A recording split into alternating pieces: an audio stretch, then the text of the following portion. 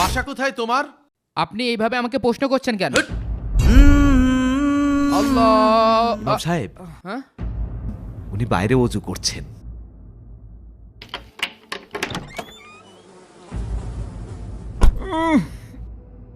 বাথরুমের কি অবস্থা?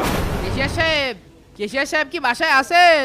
আপনার সাথে একটু কথা ছিল। আসসালামু আলাইকুম। ওয়ালাইকুম আসসালাম। তা ইমাম সাহেব কি মনে করে?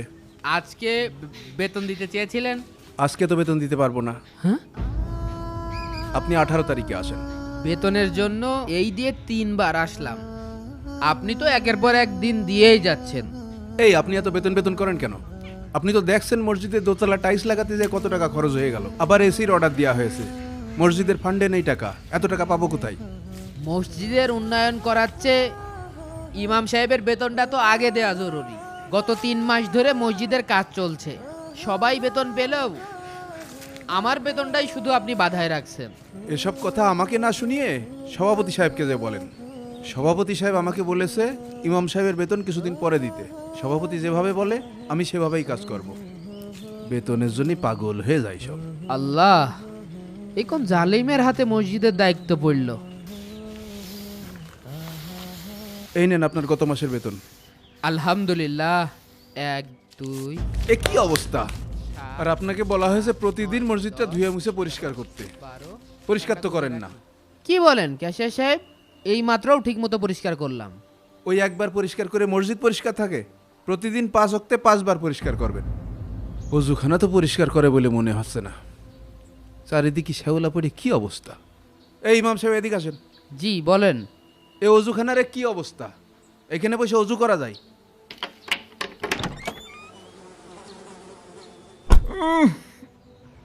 বাথরুমের কি অবস্থা? গন্ধ ঢুকা যায়। মসজিদের বাথরুম অজুখানা পরিষ্কার করার দায়িত্ব কি আমার? তা এসব কে পরিষ্কার করবে? আপনি ছাড়া আর আছে কে? আমি এই মসজিদের ইমাম, আমার কাজ হচ্ছে এই মসজিদের নামাজ পড়ানো, কোরআন হাদিসের কথা বলা। আমার কাজ কি বাথরুম পরিষ্কার করা, অজুখানা পরিষ্কার করা? এর জন্য আলাদা একটা লোক রাখতে হয়। আলাদা লোক রাখবো তো আপনাকে বেতন দিয়ে রাখছি কেন? মাসের 1 তারিখ আসলেই তো 4000 টাকা গুনে নেন। মাসে 30 দিন ইচ্ছা মতো খাটিয়ে মাস শেষে দেন মাত্র 4000 টাকা।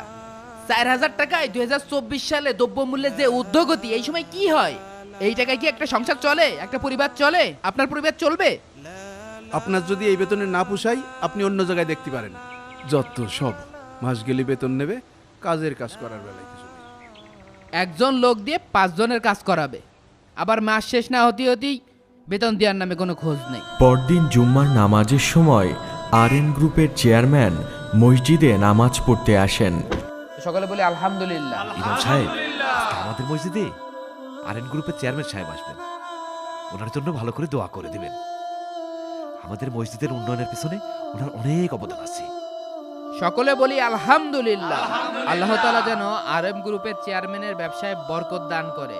আমিন। ইমাম সাহেব জুম্মার নামাজ পড়ানোর সময় সভাপতি বলে, আল্লাহ। ইমাম সাহেব, হ্যাঁ? ওই যে আরএন গ্রুপের চেয়ারম্যান সাহেবের কথা বলছিলাম, উনি বাইরে ওযু করছেন। উনি আসলে নামাজ পড়ানো শুরু করেন। এই সর সর, সারা আসেন। ইমাম সাহেব, এবার শুরু করেন।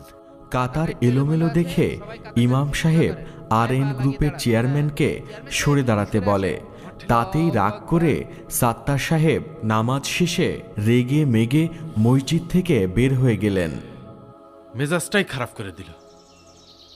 এই ক্যাশিয়ার সাহেব, রায়হান স্যার ডাকলো নাকি? ইমামকে ডেকে আনেন তো। জি স্যার, নিয়ে আসছি। কি আজ কি? আরে আসেন না আপনি। স্যার এই যে ইমাম সাহেব। বাসা কোথায় তোমার? নলডাঙ্গা আমার বাসা। আমাকে চেনো? আপনি এইভাবে আমাকে প্রশ্ন করছেন কেন? হুট! একদম কথা বলবি না। তোর যা প্রশ্ন করেছি তার উত্তর দে। না, আপনাকে আমি চিনি না। আমি আরএন গ্রুপের চেয়ারম্যান, আর তুই আমাকে হুকুম করিস? আমি তো আপনাকে হুকুম করিনি। নামাজে কাতার সোজা করে দাঁড়ানো ওয়াজিব, তাই আপনাকে সোজা হয়ে দাঁড়াতে বলেছি। Shut up! তোর এত বড় সাহস কি হবে হলো? তুই কি জানিস এই মসজিদের সকল উন্নয়ন আমি করেছি? আমি এই মুহূর্তে তোর মসজিদ থেকে এক্ষুনি বের করে দিতে পারি। আপনি আমাকে কিসের ভয় দেখাচ্ছেন? শোনেন, আমি এই চাকরি হারানো ভয় পাই না। আজকে আল্লাহ তাআলা আপনাকে দুটো পয়সার মালিক করেছে বলে মানুষকে মানুষ বলে মনে করেন না? আমি কি এমন অন্যায় করেছি যার কারণে আপনি আমাকে ধরে মারলেন? এখানে থাকার লোক যারা আছে তারা বিচার না করলে উপরে আল্লাহ আছে, উনি একদিন বিচার করবেই। শোন, তুই এই মুহূর্তে এখান থেকে চলে যাবি। রায়হান স্যার প্লিজ যাবেন না, দাঁড়ান। কি হয়েছে? আপনার ইমাম সাহেব পাক্কা বেয়াদব। আপনার সামনে দেখলেন না আমার সাথে কি আচরণ করলো? আজকের পর থেকে এই মসজিদের উন্নয়নে আপনি আর আমাকে ডাকবেন না। শোনেন, আল্লাহ তাআলা টাকা পয়সা দিয়ে সবাইকে পরীক্ষা করে, এভাবে অহংকার করা ঠিক না। ধত্তর জ্ঞান। ড্রাইভার সাহেব চলো।